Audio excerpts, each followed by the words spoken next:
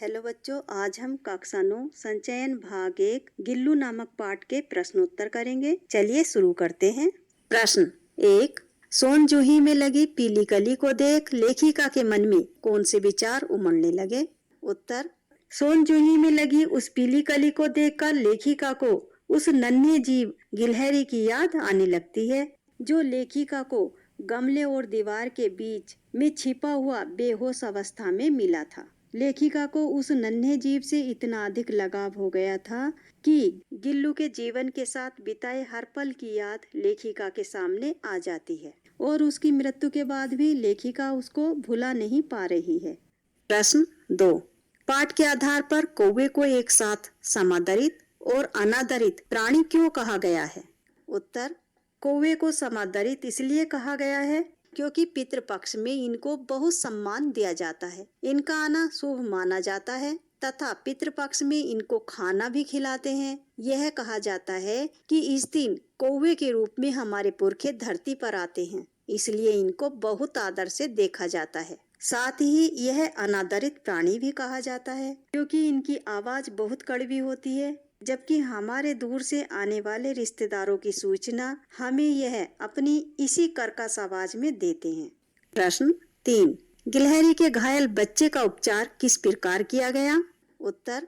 गिलहरी के घायल बच्चे का उपचार लेखिका ने इस तरह से किया। वह उसे धीरे से उठाकर अपने कमरे में लाई, फिर रुई से रक्त पोंछकर उसके घावों पर पेनिसिलिन का मरहम लगाया। रुई की पतली बत्ती दूध में भिगोकर उसे धीरे धीरे दूध पिलाया, पर दूध की बूंदें उसके मुंह के दोनों तरफ गिर गईं। कई घंटों के उपचार के बाद उसके मुंह में एक बूंद पानी जा सका और तीसरे दिन उसने अपनी आंखें खोली और वह अच्छा महसूस करने लगा।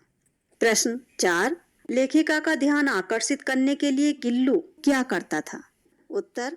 लेखिका का ध्यान आकर्षित करने के लिए गिल्लू लेखिका के पैर तक आकर सर से पर्दे पर चढ़ जाता और फिर उसी तेजी से उतरता। इसका यह दौड़ने का क्रम तब तक चलता रहता था जब तक लेखिका उसे पकड़ने के लिए नहीं उठती थी।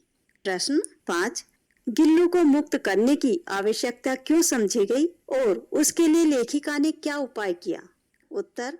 गिल्लू को मुक्त करने की आवश्यकता इसलिए समझी गई। लेखिका ने देखा कि बसंत के समय बाहर की गिलहरियां खिड़की की जाली के पास बैठकर चिक चिक करके ना जाने क्या कहने लगी। गिल्लू को जाली के पास बैठकर अपनेपन से बाहर झांकते हुए देखकर लेखिका ने गिल्लू को मुक्त करना आवश्यक समझा। इसके लिए लेखिका ने यह उपाय किया कि जाली का एक कोना खोल दिया। इससे गिल्लू के बाहर आने जाने का रास्ता खुल गया।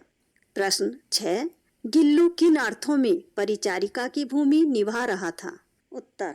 लेखिका जब अस्वस्थ थी तब गिल्लू तकिए पर सिरहाने बैठकर अपने नन्हे नन्हे पंजों से लेखिका के सिर और बालों को धीरे धीरे सहलाता रहता। उसका हटना लेखिका को एक परिचारिका के हटने के समान लगता। इस तरह गिल्लू एक परिचारिका की भूमि निभा रहा था। परिचारिका कहते हैं बच्चों, जैसे नर्स होती है या सेविका, तो वो सेविका की तरह कार्य कर रहा था।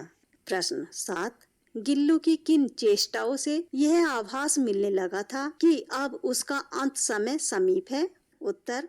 जब गिल्लू ने दिन भर ना कुछ खाया, ना पिया और ना ही बाहर गया। रात में जीवन के अंत की यातना में वह अपने झूले से उतरकर लेखिका के बिस्तर पर आ गया और उसने अपने ठंडे पंजों से लेखिका की बही उंगली पकड़कर हाथ से चिपक गया, जिसे उसने अपने बचपन की मरणासन स्थिति में पकड़ा था।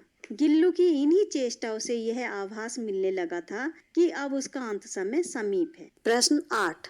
प्रभात की प्रथम किरण के स्पर्श के साथ ही वह किसी और जीवन में जागने के लिए सो गया का आशय स्पष्ट कीजिए।